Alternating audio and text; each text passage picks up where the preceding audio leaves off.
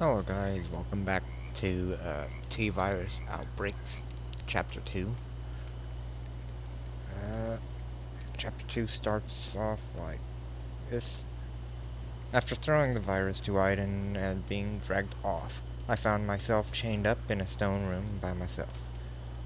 Oh yeah, Chapter 2 is in the point of view of Stephen Kennedy. He looks a little like Leon. I glanced around and tugged on the chains. There isn't a point in struggling, kid, Jake said as he walked in, carrying a bag of tools so big I gulped. He set the bag down and opened it up. I glanced around once more before tugging harder. After about 6 pulls, I heard a popping sound, felt a sharp pain in my left shoulder, as if I'd dislocated it. Holding in my yelp, I kept pulling, and the chain snapped, freeing my dislocated arm, which was already starting to fix itself. I instantly started to tug on the chain my other hand was locked in. Surprisingly, my arm didn't dislocate this time.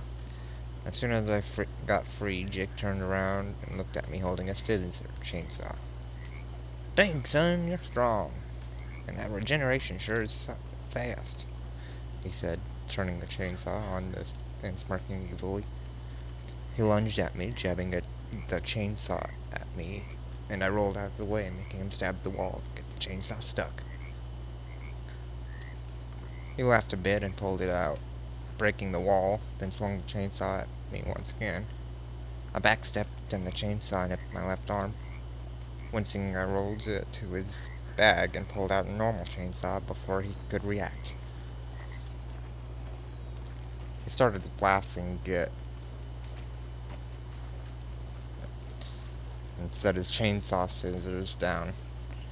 Best battle I've had in a while, so go on out. I didn't trust him, but I scooted to the door, aiming the chainsaw at him. Then I slowly opened up the door behind me. Once out of the room, I shut the door and turned around where I came face to face with Jake's wife, Misty Baker. Yeah. Who grabbed me by the neck and shoved me through the door and back into the room. Jake just stood there watching. Told you I'd let you go. Never said anything about my wife now, did I?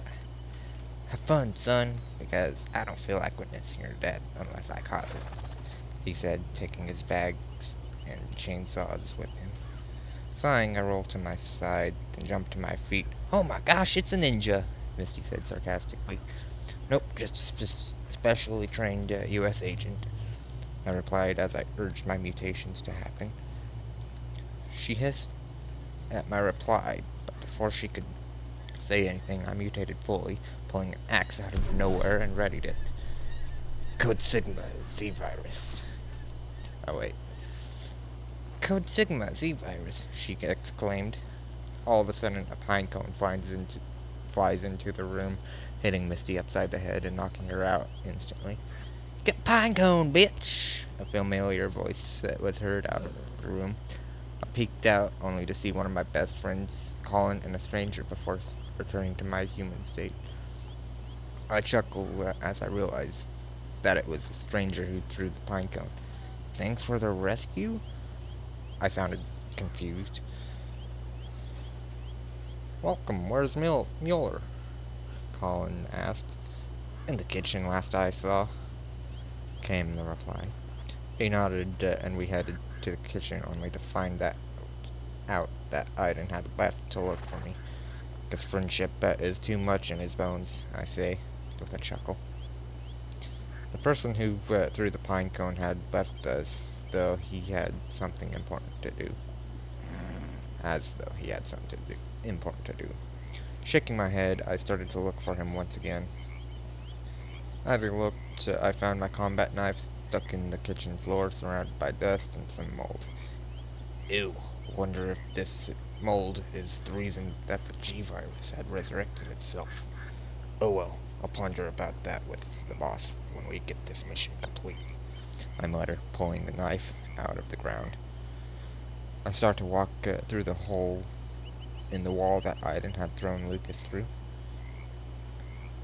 I didn't see any sign of the other agents or the stranger. Finally, I realized how familiar the stranger was. Wait, Burnside? I blinked as most of my childhood came back to me. My memories entranced me in my childhood. It was a snowy day 15 years ago. I had just beaten my friend Stephen Burnside in a race for the first time in a while. Burnside had collapsed on the road exhaustively. He wore his casual neon yellow shirt, dark blue overshirt, small black bracers, a choker, and his camo cargo pants. "You can't beat me, Kennedy," Burnside yelled, even though he had obviously lost. He struggled to his feet, panting. "You can never beat me on Pinecone Wars," he exclaimed with a wheezing laugh. Laughing with Burnside, I threw an arm around him. "Come on, bro, let's get back to my place. I bet Mom's worried sick, and that dinner's ready." Burnside nods, and we start walking back to my house. The image shifts yet 7 years later. I was awoken by my dad, Leon Kennedy. He was as pale as a ghost. "Dad, what's wrong?" I asked as I rubbed sleep out of my eyes. "Burnsides are going to jail because of something they didn't even do.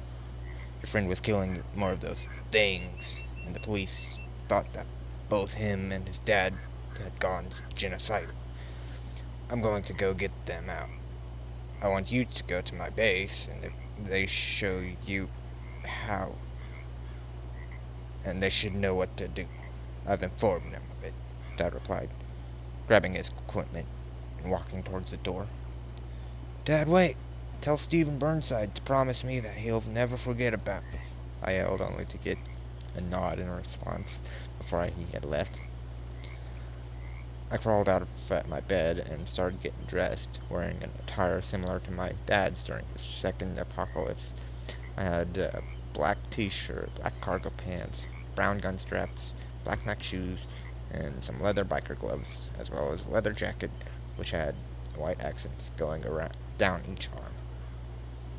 I was finally growing some facial hair, and my hair was exactly like my father's during his first apocalypse, which was similar to the bowl cut. I would grab my handgun and glance around, making sure I didn't forget anything before I realized it. I don't have the Secret Service that my dad had given me, so I could get into the government building. Once outside, I was met with a somewhat destroyed block. "The hell happened here? War games?" I asked myself, walking to the red Dodge Charger, pulling my keys out.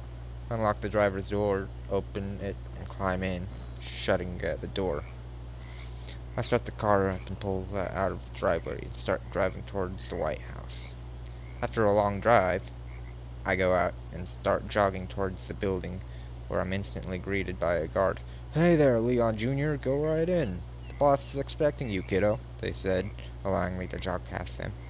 After a minute or so, I stop in front of the president's room, and he's just standing there, looking out the window. "Mr. President, Dad said you knew what to do?" And with that, the memory fades, bringing me back to reality, where I'm met with the floor. I had tripped and face-planted when the memories had started. Getting to my feet, I glanced around and shook my head, getting the remaining image of my memories out of my mind. Once more, I searched for the crew and ended up bumping into both Iden and Burnside. "Oh, hey guys, I see you two are safe. We need to leave now," I growled. "Nope, we're getting rid of this new virus, even if it costs us our own. You get that, Kennedy?" Iden said sternly, starting to walk towards a shut door that none of us had explored yet.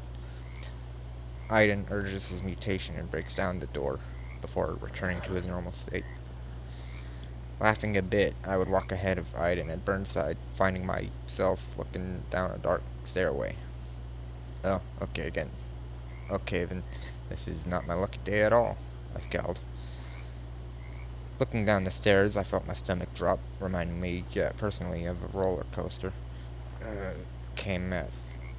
let me redo that. Came from the bottom of the staircase, so I instantly grabbed my handgun and flashlight, aiming down the stairs. What I saw didn't look even close to being a humanoid. Gulping a bit, I aimed for where its head should be, or where I thought its head was, and pulled the trigger. Instantly, blood shot out of where the bullet hit, but the creature seemed to be unaffected by this, except for it angering it. Groaning, it started to crawl up the stairs slowly, as though it was struggling to even move. Had I caused this by shooting it in the head area? To test my theory, I shot it once more in that area, and it stumbled. Mold and blood fell from the creature as it fell down, dissolving and dying. Totally caused that, I stated as I put my gun away. Iden and Burnside poked their head in through the doorway curiously. Just a new creature is all, guys, I muttered as I started making my way down the stairs, half expecting the creature to take its shape again and attack. Thankfully enough, it didn't rematerialize as I stepped over it. So the basement was dark and creepy, as expected from any basement. Burnside and Iden both start to split up to explore, each with their own gun and flashlight. I noticed that Burnside was still dressed in his classical style. Smiling a bit, I walk over him and clap him on the shoulder. "Did I get that promise to you, Burnside?" I asked. Burnside nods and walks away, leaving me alone so he could explore more. Sighing, I glance around, then hear shuffling behind me. Instinctively, I grabbed my handgun and aimed it a bit, as well as a flashlight, on where the sound came from, only to see Burnside moving some wood from a wall, revealing a pathway. "Guys, look!" he whispered, and we walked over to it. I look into the pathway and gulp, seeing and hearing nothing ahead. Burnside looked at me and whispered the words with a smile and a thumbs up. "You're safe, Kennedy." And that's the end of chapter 2. Hope you guys enjoyed. I will eventually be back with an episode 3, or chapter 3, which will be Get Iden Mueller. Anyways, I will see y'all in the next chapter.